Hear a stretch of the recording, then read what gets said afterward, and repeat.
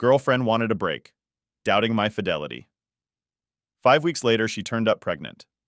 So yeah, I thought I had it all figured out. My girlfriend and I had been together for 2 years and things were going great. We'd met in college, both working hard to get our degrees, both ready to make something out of our lives. I was just wrapping up grad school, and we'd been planning for what was next, you know? Moving in together, setting up a nice life. Hell, I even had a plan to propose to her by next year. I hadn't told her that yet, but it was on my mind all the time. We'd talked about our future so much, it was like I could already see it playing out, day by day. We'd joke around about what we'd name our kids. She loved the name Ella for a girl, and I thought Jackson sounded cool for a boy. We'd get all carried away picturing life 10, 20 years from now, with a dog, a couple of kids, and some little house somewhere. And I really thought we were both on the same page with all of it. It felt like this was the person I was meant to be with, no question. And yeah, maybe I was a bit blind about it. You see, I work in nursing and I'm around a lot of women. That's just how it is in this field. My best friend from nursing school is a woman, and my best man for my future wedding was actually going to be her. I get that some people might see that as a problem. So I made it clear to my girlfriend early on that these friendships were just friendships, nothing more. I didn't want there to be any jealousy or weirdness hanging over us. And for a long time, she seemed cool with it. Or at least I thought she was. Now looking back, maybe there were signs I missed. But at the time, it seemed like everything was smooth. We talk about anything and everything. But around New Year's, she got a bit weird. We were at a friend's party, and she'd had a few drinks. Out of nowhere, she brought up that she didn't really like two of my friends in particular. Now I wasn't expecting that at all. She'd always been fine with my friends before, so hearing her say she had a problem with these two kind of threw me. I asked her why, and she just mumbled something about feeling like I might have had a thing with them before we started dating. It's wild to me because I never gave her any reason to think that. I tried to reassure her right there at the party, but she just kept giving me this look like she didn't believe me. It felt strange and honestly a bit insulting. Like here I was, pouring my heart out to her, making all these plans for our future, and she was suddenly convinced I was lying about my friends? The next day, when we were both sober, I brought it up again. I wanted to know where this was coming from because I'd never been anything but honest with her. I mean, these two friends she suddenly didn't trust were people I'd known for years. One of them, let's call her friend A, was the first real friend I'd made when I moved away from home for nursing school. She was like family to me, helped me get through some tough times when I was still getting used to being away from my hometown. The other, friend B, was someone I met during my first job in the ER. We were on night shifts together, bonding over exhaustion and crazy patient stories. They were both important parts of my life, but strictly in a friend way, nothing else. She sat there, listening, nodding, and eventually told me that she understood. She even apologized for overreacting. I thought that was it, honestly. Like, okay, we had a little blip, and now we were back on track. But something in her had shifted, and I didn't see it at the time. Over the next couple of months, things felt off, but I couldn't really put my finger on it. She'd still laugh at my dumb jokes and cuddle up to me on the couch, but I could feel this weird tension building. She wasn't as open as she used to be, and whenever I'd bring up future plans, she'd just nod along without the same excitement she used to have. I tried not to dwell on it.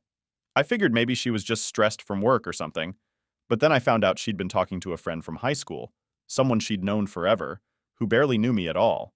Apparently, they'd had a few conversations about me and these two friends she was suspicious of. Somehow, this friend of hers convinced her that I was lying. The whole thing sounds so dumb now, but at the time, it really hurt. Here was someone I loved, someone I was planning a future with, letting some random friend plant all these doubts in her head. It all came to a head one night when she flat out told me she didn't trust me. That was the first time I'd ever heard her say that, and it honestly floored me. I was mad, but more than anything, I felt betrayed. I'd done everything to make sure she felt secure in our relationship, made my boundaries with my friends clear, and here she was accusing me of what exactly? I didn't even know. I asked her if there was anything I could do to make her feel better, but she just shrugged it off, said she didn't know if she could ever fully trust me. So after a lot of back and forth, we ended up deciding to take a break. I didn't even know if I really wanted that, but it felt like the only way to get some space and let things cool down. I still thought we'd work it out, like a temporary pause just to clear our heads. In my mind, we were just hitting pause on our story, and in a few weeks, we'd be back together and stronger for it. I really believed that. Looking back, I can't help but wonder how much I missed, how much of what she was feeling just went unspoken until it all came crashing down. It's like 1 minute we're planning our lives together, and the next, I'm left wondering if any of it was real. If all those talks about the future were just dreams I made up in my head. So, yeah, I thought I had it all planned out. But maybe I was just fooling myself.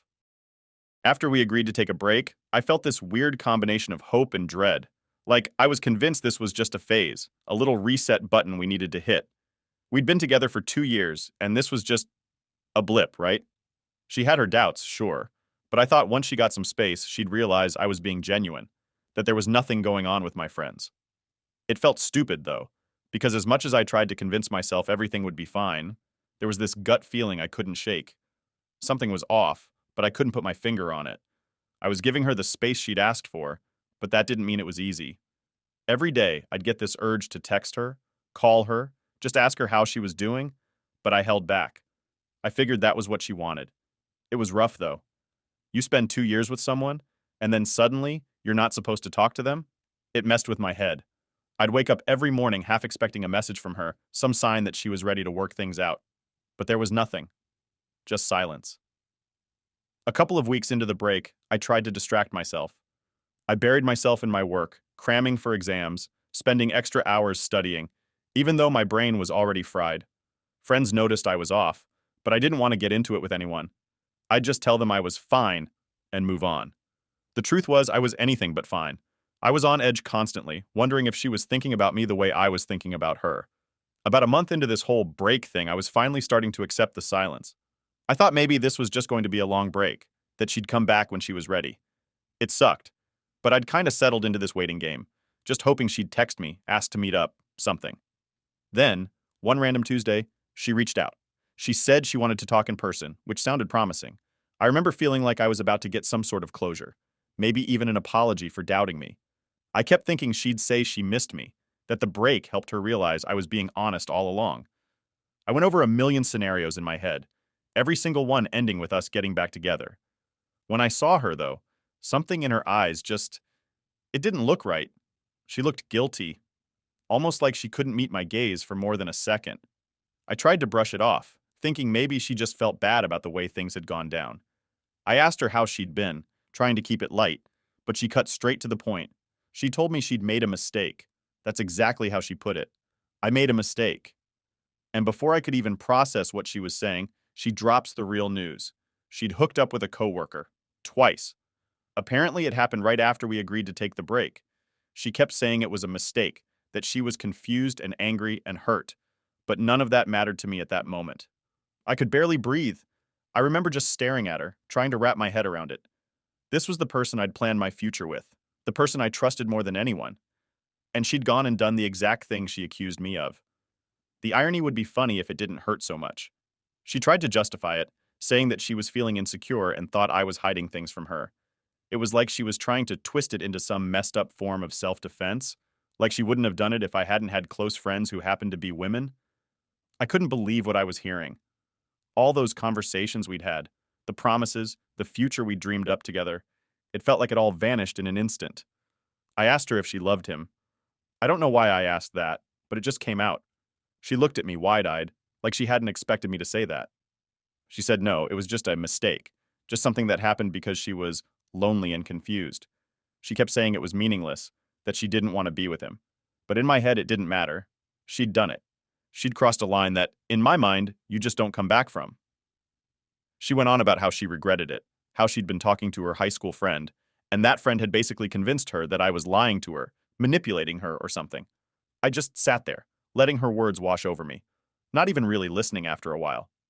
It was like I was in a daze, numb to everything.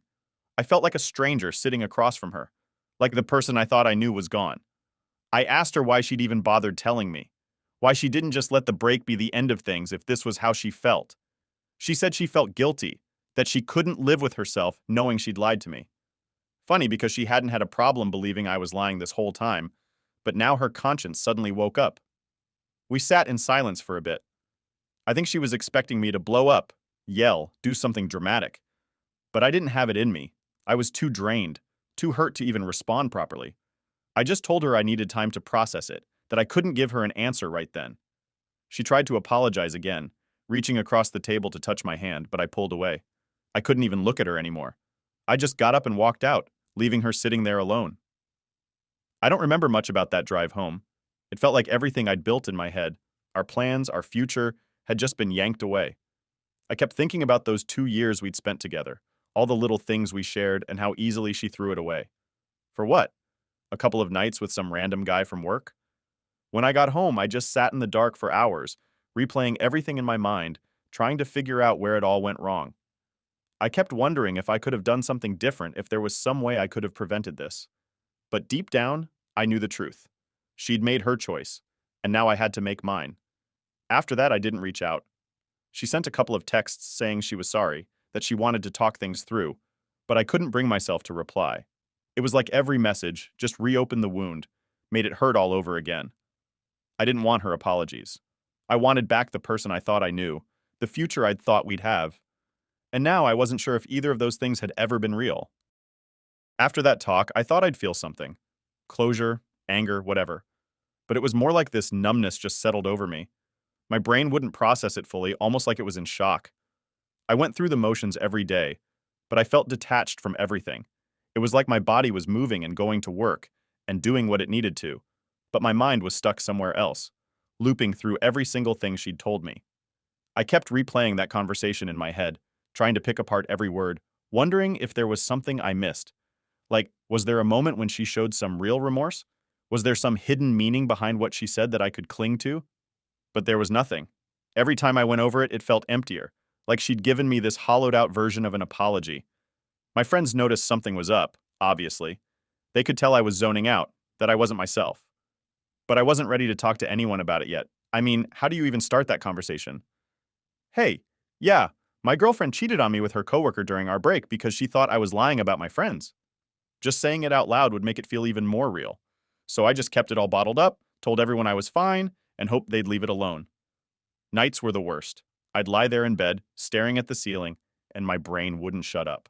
All these thoughts just circling around, mostly questions that I'd never get answers to. Like, did she ever really trust me? Was she always waiting for a chance to cheat? Or did I somehow push her into this without realizing it? I started doubting myself, wondering if maybe I'd done something wrong, even though I knew deep down that this wasn't on me. I thought about texting her so many times, even though I knew that was a terrible idea. I'd pick up my phone, stare at her name, type out some half-hearted message, and then delete it. I wanted answers, but at the same time, I didn't want to open myself up to more hurt. Every time I thought about asking her anything, I imagined her with that guy, and it just twisted the knife all over again. Eventually, the lack of sleep started catching up with me. I was exhausted, barely keeping it together at work. I'd show up, try to focus, but half the time I was just running on autopilot. I'd catch myself staring off into space, getting lost in my thoughts, and then snap back to reality when someone asked me a question or needed help with something. I knew it was bad, but I didn't know what else to do. It felt like I was trapped in this fog of emotions with no way to see my way out. One day, I tried going for a run, hoping it'd help clear my mind. I used to run a lot, especially when things got stressful in school, so I thought maybe it'd work again. But halfway through, I just stopped in the middle of the track, completely out of breath and feeling like I'd made everything worse. My chest was tight, my hands were shaking, and for a second I thought I was going to pass out. I sat down on the grass, just trying to breathe, but every time I closed my eyes, it was like she was there. I could see her face, hear her voice telling me how sorry she was, and it just crushed me.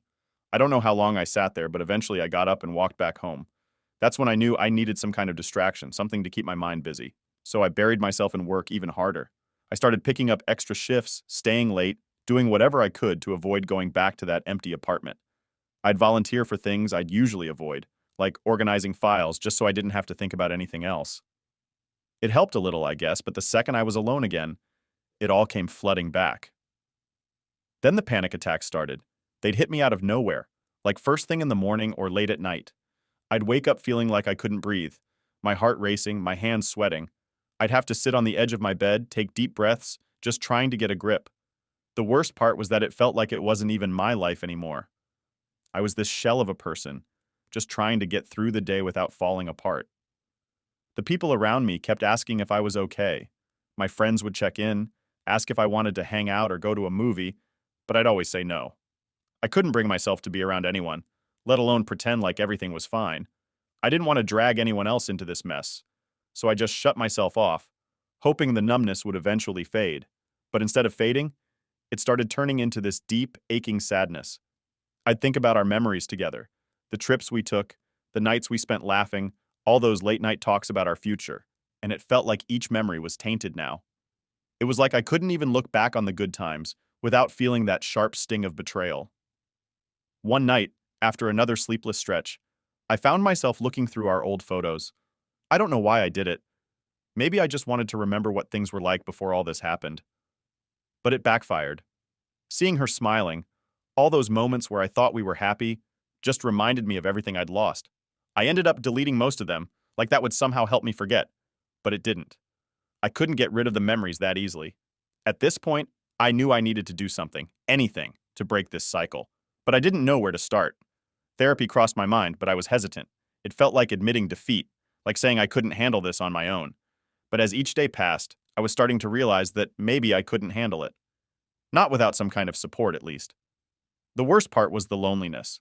Not just being alone, but feeling like nobody really understood what I was going through. I'd see other couples around me, people laughing and holding hands, and it was like a knife twisting in my chest. I'd been that guy just a few months ago, the one with his whole future planned out. And now I was this mess of a person who didn't even know how to get through the next hour, let alone the next week. Looking back, it feels like she took more than just our relationship when she cheated. She took my peace of mind, my ability to trust, maybe even my sense of who I was. And trying to rebuild all that alone was harder than I'd ever imagined. Every day felt like a battle, just trying to stay afloat in this sea of anger and sadness. But I kept going, because what else was there to do? I couldn't let her destroy me completely. So that was my life, surviving one day at a time, hoping that eventually the pain would start to fade. I hit rock bottom pretty soon after that. The endless nights of barely sleeping, feeling like a stranger in my own life, the panic attacks, it was all piling up, like I was carrying around a weight I couldn't shake off. I knew I needed a way out of this, but every step forward felt impossible, like I was stuck in quicksand. There were days I'd get up, stare at myself in the mirror, and barely recognize the person looking back. I looked drained, worn out. It was like I was watching myself fall apart in slow motion. One of the worst moments came when I got news that a friend's mom had passed away. She'd been kind to me growing up, and I couldn't not go to the funeral, so I got dressed up, drove to the funeral home, and braced myself to see a bunch of people from back home. At first, I thought I was handling it okay, standing in line, making small talk with people I hadn't seen in years. But then I stepped inside, saw her family, saw the casket, and it hit me like a ton of bricks. Out of nowhere, I started feeling dizzy. My vision went blurry, my chest got tight, and I knew I was about to have another one of those panic attacks.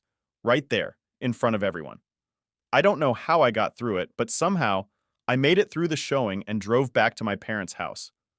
By the time I walked in the door, I felt like I'd just run a marathon. My mom was in the kitchen cooking, and I remember just collapsing on the couch while my dad tried to make small talk with me. 1 minute we're chatting, and the next thing I know, I'm waking up in the back of an ambulance. Apparently, I'd had some kind of seizure. My dad said I was just sitting there, laughing at something, and then started shaking. At first, he thought I was joking around, but when I didn't stop, he panicked.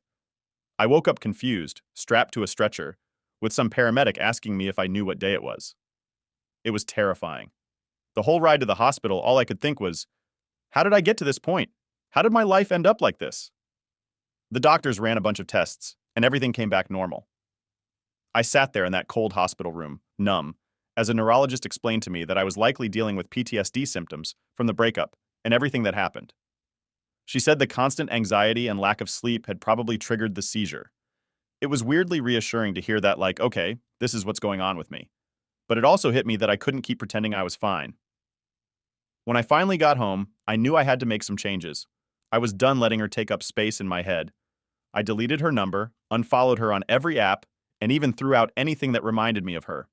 It felt weirdly good, like cleaning out a room I hadn't set foot in for ages. But I still had to deal with the rest of my life. All those feelings I'd been trying to bury, all the memories that wouldn't leave me alone. So I decided to open up finally. I called up a couple of close friends and told them everything. Talking about it made me realize how much I'd kept bottled up. One of my friends, Dave, just listened the whole time, nodding, not judging. At the end of it, he told me something that hit hard. He said that letting her control my life, even from a distance, was only giving her more power. He was right. I was letting this person, who'd clearly moved on, take over my life while I was stuck, miserable. It was like I'd put myself in a prison and tossed the key. That conversation was the first real step toward letting go. The next few weeks were still hard, but I forced myself to stick to a routine. I'd get up, go for a run, even if I didn't feel like it, then head to work, focus on my patients, and come home exhausted. I knew I couldn't just shut myself off forever, so I started reconnecting with people I'd avoided, saying yes to grabbing coffee or going for a walk. Each day felt a tiny bit lighter, like I was slowly clawing my way out of that dark place. Then one night, something just clicked. I was out for a run, listening to music, letting my thoughts drift, and I realized I hadn't thought about her once the entire day. It sounds small, but it was huge for me. It felt like proof that I could move on, that I didn't have to stay trapped in this endless loop of hurt and regret. I could finally see a way out, even if it was just a glimmer at that point. After that, I started setting small goals for myself, things that would give me something to look forward to, stuff I'd always wanted to do but never got around to. I signed up for a local 5K, started reading again, even looked into taking a short trip by myself. It was like I was rediscovering who I was without her, figuring out what I liked and what made me happy, independent of anyone else. One night, I dug out an old notebook and started writing down everything I felt. It was like purging all the junk from my head onto paper. I wrote about the anger, the betrayal, the nights I couldn't sleep, the times I almost reached out to her but didn't. I just let it all pour out, raw and unfiltered. And after pages and pages of scribbling, I felt lighter, like I'd let go of some invisible weight. Eventually, I found myself smiling again, genuinely. I'd hang out with friends, crack jokes, and actually enjoy myself without feeling like I was putting on an act. It felt good to laugh, to be present in the moment, and not have her ghost hanging over everything. Little by little, I was reclaiming parts of my life that I thought were lost forever. I won't lie, there are still days where memories creep back in, where I feel a twinge of what could have been, but they don't control me anymore. I know now that I'm stronger than I thought, that I'm capable of moving forward even when it feels impossible. I'm starting to see myself in a new light, as someone who's been through hell but didn't let it break him. At the end of it all, I don't even hate her anymore. If anything, I feel sorry for her. She's the one who couldn't see what we had, who chose to throw it away. And maybe that's the biggest realization I've had through all this. I deserve better. I deserve someone who's in it for the long haul, who sees my worth and doesn't let doubt cloud their view. And yeah, I still have work to do. I'm not fully healed, not by a long shot. But I'm on my way there, one day at a time. For the first time in months, I can honestly say I'm okay with being on my own. And that's a feeling I wouldn't trade for anything. Update. Just when I thought I was finally moving on, she showed up. Out of the blue, there she was, standing at my door with a baby in her arms. My mind blanked for a second. I mean, it had been months since we'd spoken, and even longer since I'd really thought about her beyond the occasional memory that popped up. I'd finally been at peace. I'd done the work, let go of the anger, focused on myself, all of it. And now here she was, holding the one reminder I'd been trying so hard to move past. She didn't say anything right away, just looked at me with this sad, pleading expression. It took me a second to snap back to reality, to get past the shock. "What are you doing here?" was the first thing that came out of my mouth, a lot colder than I'd intended. But I didn't care. She had no right to just show up like this. "Can we talk?" she said, shifting the baby in her arms. I didn't know where else to go. I crossed my arms, blocking the doorway. Talk about what? I was done with her games, done with the guilt trips, done with the emotional mess she'd left behind. I wasn't about to let her waltz back into my life just because things hadn't worked out the way she thought they would. She looked down at the baby, then back at me. "I thought you'd at least want to meet him," she said softly. He's part of you too, whether you like it or not." It was a low blow, and she knew it. I took a deep breath, trying to keep my cool. "No," I said, forcing myself to stay calm. "He's not part of me. You made that choice when you decided to go off with someone else. That's his dad, not me." She flinched, and for a second I felt a pang of guilt. But then I remembered everything I'd gone through, all the nights I'd spent struggling to put myself back together. I wasn't going to let her manipulate me into playing a role that wasn't mine to fill. She sighed, shifting uncomfortably. "I know I messed up, okay? I've been dealing with that every single day, but he doesn't have anyone else." Her voice cracked a little, and she looked at me, eyes full of this desperation that honestly made me feel a little sick. "Where's his dad?" I asked bluntly. I wanted to hear her say it, to admit that whatever she thought she had with this guy clearly hadn't worked out. She hesitated, and I knew I'd hit a nerve. He he left, she mumbled, barely audible. He didn't want anything to do with us. There it was, the big truth. She'd thought she could play both sides, use me as the fallback option if her little mistake didn't work out. And now that she was left holding the pieces, she wanted me to pick them up. I could feel my anger rising, but I forced myself to keep it together. So, let me get this straight, I said slowly. You cheated on me? Had a baby with this guy? And now that he's out of the picture, you want me to step in and be the dad? Just because you're alone? Her face fell, and she looked down at the baby again, as if hoping he'd somehow soften me up. I'm not saying it like that, she whispered. But he deserves a family. A real family. And I thought, maybe we could start over, for his sake. I almost laughed, not out of humor, but out of disbelief. She actually thought she could just show up, say a few lines about starting over, and I'd just forget everything. It was like she didn't even realize how much damage she'd done. I don't think you get it, I said, trying to keep my voice steady. I've moved on. I spent months putting myself back together after what you did. I'm not the same guy I was back then, and I'm definitely not interested in playing happy family with someone who destroyed my trust. But it's different now, she insisted, her voice breaking a bit. We could be different. I know you'd be a great dad. You always talked about wanting kids, a family. Yeah, I interrupted, with someone who actually respected me. Someone who didn't cheat and lie and then show up months later, expecting me to just forget all of it because they need help. I took a step back, opening the door wider. I think it's time for you to leave. She looked stunned, like she genuinely hadn't expected me to say no. Please, she said, her voice shaking. I don't know what else to do. I'm alone. That's not my problem, I replied firmly. You made your choice. You chose him over me, and now you're dealing with the consequences. I'm not here to clean up your mess. For a moment, she just stood there, staring at me, her eyes filling with tears. I could see the pain, the regret, maybe even a bit of guilt. But I didn't let it sway me. I couldn't. I'd finally found some peace, and I wasn't about to let her rip it all apart again. I thought you'd be different, she whispered. I thought you'd understand. I shook my head. I did understand once, but I'm done being the backup plan. I'm done with the guilt trips, the manipulations. This is your life now, not mine. I'm not going to raise another man's child just because you messed up. She didn't say anything else after that, just held the baby a little tighter and nodded, a defeated look in her eyes. For a second, I felt a little pang of sympathy. I mean, yeah, she looked miserable, and I could see that she was hurting. But that didn't change anything. I wasn't about to give up my own happiness to fix her mistakes. Without another word, she turned and walked away slowly, like she was in a daze. I closed the door and just stood there, staring at it, feeling a strange mix of relief and sadness. Part of me felt bad for the kid. I mean, none of this was his fault. But I couldn't let myself get dragged into a life that wasn't mine, a responsibility that wasn't mine to bear. I took a deep breath, leaning against the door, trying to calm down. It was over. Really over. Whatever tiny bit of closure I still needed, that moment gave it to me.